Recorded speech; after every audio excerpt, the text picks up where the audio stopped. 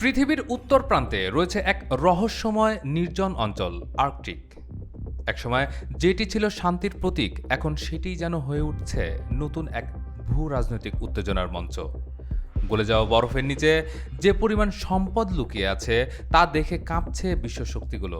শুরু হয়েছে আধিপত্যের নতুন খেলা, যেখানে জলবায়ুর সংকটের আড়ালে লুকিয়ে আছে সামরিক প্রস্তুতি আর অর্থনৈতিক আগ্রাসন।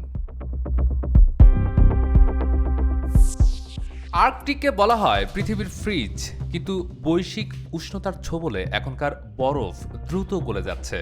পরিবেশবিদরা যখন উদ্বেগ প্রকাশ করছেন পরিবেশ বিপর্যয় নিয়ে, তখন শক্তিধর দেশগুলো লোভে মেতেছে বরফের নিচের তেল, গ্যাস আর খনিজ সম্পদের দিকে। ধারণা করা হয় বিশ্বে অবশিষ্ট প্রাকৃতিক গ্যাসের প্রায় 30% রয়েছে এই অঞ্চলে। শুধু তাই নয়, বরফ গলে যাওয়ায় খুলে যাচ্ছে নতুন সামুদ্রিক পথ, যা এশিয়া থেকে ইউরোপে পণ্য পরিবহনের সময় ও খরচ দুটোই কমাবে।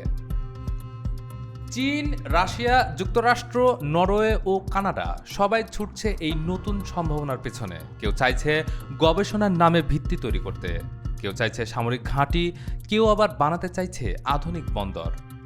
চীন নিজেকে ঘোষণা দিয়েছে আর্কটিকের নিকটবর্তী রাষ্ট্র হিসেবে। তারা চেষ্টা করছে নরওয়ে, সুইডেন, গ্রিনল্যান্ড ও আইসল্যান্ডে নানা প্রকল্পে বিনিয়োগ করতে। তবে ইউরোপের নিরাপত্তা শঙ্কায় বেশিরভাগ প্রকল্পেই বাধা এসেছে। তাই বেইজিংয়ের চোখ এখন রাশিয়ার দিকে। মস্কোর সঙ্গে চীনের সামরিক টহল ও বিনিয়োগ বাড়ছে। রাশিয়া এই অঞ্চলের অর্ধেক উপকূল নিয়ন্ত্রণ করে এবং তাদের প্রয়োজন বৈদেশিক বিনিয়োগ। চীন সেখানে বড় ভূমিকা রাখতে পারে। কিন্তু দুই দেশের সম্পর্ক এখনও পুরোপুরি স্বচ্ছ নয়।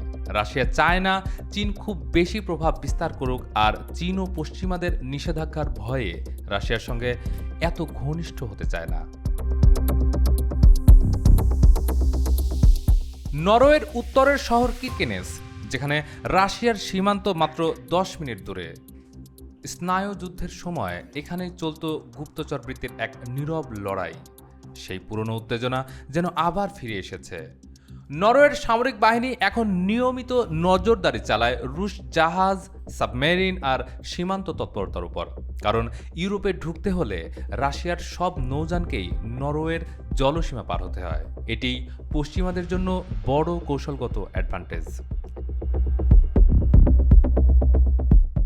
রাশিয়াও বসে নেই। তারা কোলা উপদ্বীপে পারমাণবিক অস্ত্র মজুত করছে, বাড়াচ্ছে সামরিক ঘাঁটি। এখান থেকেই ইউক্রেন যুদ্ধের জন্য পাঠানো হচ্ছে সেনা ও সরঞ্জাম। চীন, রাশিয়া সহ বিভিন্ন দেশের গবেষণা কেন্দ্র রয়েছে সোয়ালবার্ড দ্বীপে, যা জাতিসংঘ স্বীকৃত। কিন্তু স্থানীয়দের মাঝে প্রশ্ন উঠছে, এই গবেষণা আসলে বৈজ্ঞানিক নাকি গুপ্তচরবৃত্তির আড়াল? বিশেষ করে চীনের স্টেশন নিয়ে আছে সন্দেহ। তারা কি আসলেই তথ্য সংগ্রহ করছে নাকি গোপনে সেনা কার্যক্রমের প্রস্তুতি নিচ্ছে? এই অঞ্চলের আদিবাসী জনগোষ্ঠী, বিশেষ করে গ্রিনল্যান্ডের ইনুইটরা বলছেন তাদের সংস্কৃতি, পরিবেশ, জীবনধারা আজ চাপে পড়ে যাচ্ছে বিশ্বশক্তির প্রতিযোগিতায়। তারা এটিকে বলছেন সবুজ ঔপনিবেশবাদ বা ডেভেলপমেন্টাল অ্যাগ্রেশন। আর্কটিকের প্রাকৃতিক ভারসাম্য রক্ষা নয়, বরং দেশগুলো লোভ নিয়ে আসছে সম্পদ, কৌশলগত দখল আর সামরিক আধিপত্যের জন্য।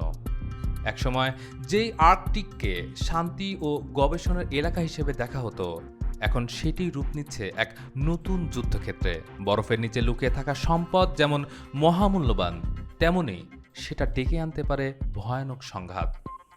এই উত্তপ্ত প্রতিযোগিতা যদি অব্যাহত থাকে, তাহলে ভবিষ্যতের আর্কটিক হয়তো আর কখনোই হবে না বরফে ঢাকা নির্ভর এক অঞ্চল, বরং হয়ে উঠবে এক দহনময় নতুন যুদ্ধের মঞ্চ।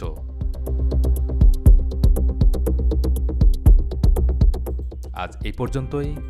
এমন আরও গুরুত্বপূর্ণ আন্তর্জাতিক খবর পেতে চোখ রাখুন ডেইলি মিন্টে।